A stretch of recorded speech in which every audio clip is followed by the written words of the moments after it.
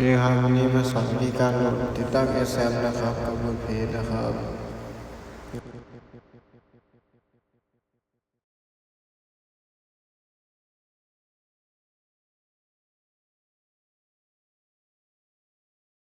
รอ XAMPP โหลดเสร็จนะครับบนเพจโหลดมาแล้วนะครับเดี๋ยวจะให้ไปดูนะครับว่าบนเพจโหลดยังไงนะครับ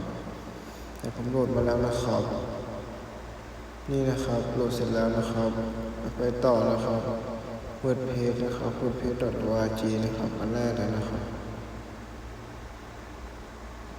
นี่ครับรอ XAMPP โหลดเสร็จก่อนนะครับแล้ว XAMPP โหลดเสร็จแล้วก็กดโหลดเพจต่อเรื่อยๆนะครับนี่ผมโหลดมาแล้วนะครับต่อไปก็กดตรงโฟลเดอร์ XAMPP นะครับให้กดไปแล้วกดคลิกนะครับเพื่อทำการดาวน์โหลดนะครับต่อไปนะครับกด next ก็ next แล้วเปลี่ยนเป็นตัว B ผมเพิ่มตัว B ขึ้นมาเพราะผมโหลด XAMPP มาอีกแล้วนะครับกดมาอีกตัวนึงนะครับเพื่อโหลดให้ท่านผู้ชมได้ดูนะครับแล้วกด next แล้วพอเราอินสตอลนะครับรอแป๊บเดียวครับผมตัดต่อครับนี่ครับโหลดเสร็จแล้วครับไปครับต่อครับแล้วกด finish นะครับแล้วก็ไปกดตรงท้ายนะครับไป panel มันนะครับตรงแผงควบคุมมันนะครับ Apache แล้วก็ MQL นะครับกดเปิดเลยครับกดตามในวิดีโอได้เลยนะครับแล้วกด start ครับเรา start ได้เลยนะครับว่าครับกดตรงแผงนะครับว่านะครับผมก็ปิดแล้วก็ไปแตกไฟล์บทเพจนะครับแล้วก็ไฟล์บทเพจมานะครับ copy มาเลยนะครับผมกด copy มาเลยแล้วก็ไปวางในไฟล์ใน htdoc นะครับนี่ผมเปลี่ยนชื่อไฟล์ชื่อโฟลเดอร์ก่อนนะครับให้เป็นชื่อที่ผมจำได้นะครับแล้วกด htdoc นะครับแล้วก็สร้างโฟลเดอร์ใหม่นะครับ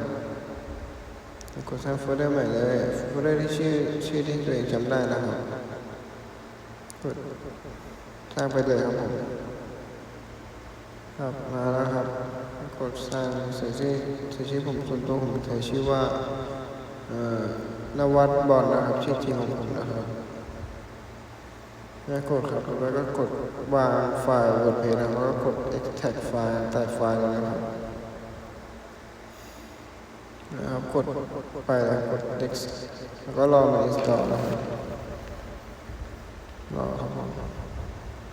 เรียบร้อยครับนี่นะครับนี่คือถ้าเกิดเราแต่ไฟล์เสร็จก็จะเป็นอย่างนี้เลยนะครับแล้วก็ไปเปลี่ยนตรงไฟล์ config นะครับเปลี่ยนเป็น .php นะครับแล้วก็ไปแก้ตรง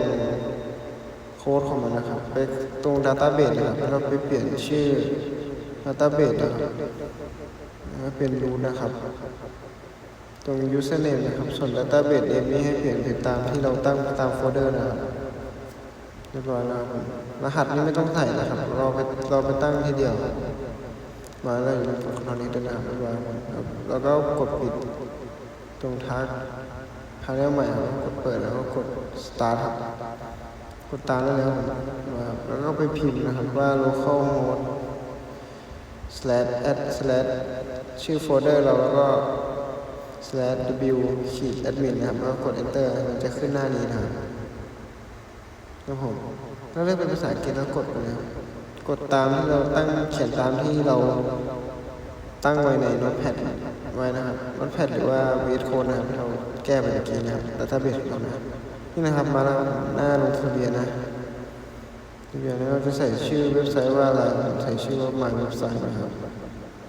ไปก็ใส่รหัสผ่านนะครับก็ใส่รหัสผ่านใส่รหัส1 2 3 4นะอ๋อนี่ใส่ชื่อก่อนนะโอเคมันไม่เห็นครับตอนภาคอยู่ผมใส่ชื่อนะ My Website นะครับ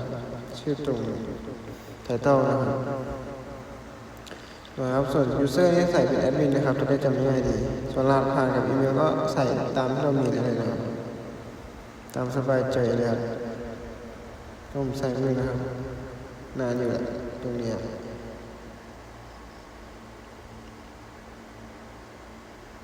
แล้วนึงนะครับผมรอแป๊บหนึ่งนะครับเรียบร้อยแล้วครับมาแล้วครับกดล็อกอินเลยครับ แล้วก็ใส่ username กับ password ที่เราตั้งเมื่อกี้นะครับผมใส่เป็นแอดมินไม่เขียนว่าแอดมินนะครับแล้วก็ใส่1 2 3 4เรียบร้อยครับกด next จำไว้เลยลืมหัดกด next นะครับแล้วเรียบร้อยผมเข้าสู่หน้าเว็บเพจเรียบร้อยนะเห็นไหมมันลื่นมากเลยนะครับผมกดโคตรไวเลยกดไปเลยครับกดตรงปลั๊กอินนะให้ผมจะโหลดWooCommerceนะครับเป็นปลั๊กอินง่ายๆนะครับโหลดตามได้เลยนะอยากโหลดก็โหลดตามได้เลยนะครับผมไม่ยังไม่เจอครับพิมพ์ผิดครับรอบ2ครับWooCommerceครับ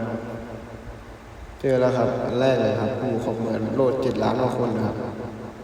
กดเลยครับไปเลยครับรอครับรอมาโหลดเสร็จครับเดี๋ยวแป๊บเดียวก็เสร็จนะครับต่อครับแต่เสร็จแล้วครับโคตรไวเลยครับไวกว่าจะโหลดเลยครับกด active เลยครับบ่อยครับถ้าเรามันจะเด้งหน้าเข้านี้นะครับWelcome to Woo นะครับแล้วกดปุ่มฟ้ากดไปเรื่อยๆนะครับมันก็รีสตอร์ให้เราเองมันก็โหลดให้เราได้นะกดไปครับกดไปเลยครับไม่คิดมากครับกดไปเลยครับนี่ให้เราเลือกนะครับเราก็เลือกเลยก็ได้เลือกไปเลยครับกดไปกดครับเรียบร้อยครับได้แล้วครับรอมันโหลดครับเรียบร้อยครับติดตั้งWooCommerceเสร็จแล้วครับปลั๊กอินครับได้แล้วครับต่อไปก็ไปเป็นหน้าทีมต่อหาหน้าทีมไม่เจอครับวันนี้ครับเจอแล้วครับอยู่ไหนครับวันนี้ครับเจอแล้วครับกดทีมครับแล้วกดตรงรูป2 ตัวนะครับเพื่อหาทีมใหม่นะครับนี่ครับทีมเต็มหมดเลยครับเราจะเอาไหนจะเอาเลยครับแต่ผมเลือกอัสตาครับอันบนนะครับสีม่วงๆนี่ให้ดูกันครับว่ามีอะไรบ้างนะโอ้เยอะแยะไปหมดเลยดีกว่าเขียนเองเยอะนี่ครับมาครับกดต่อครับกดโหลดเนี่ยครับไปครับโหลดเสร็จแล้วครับจบ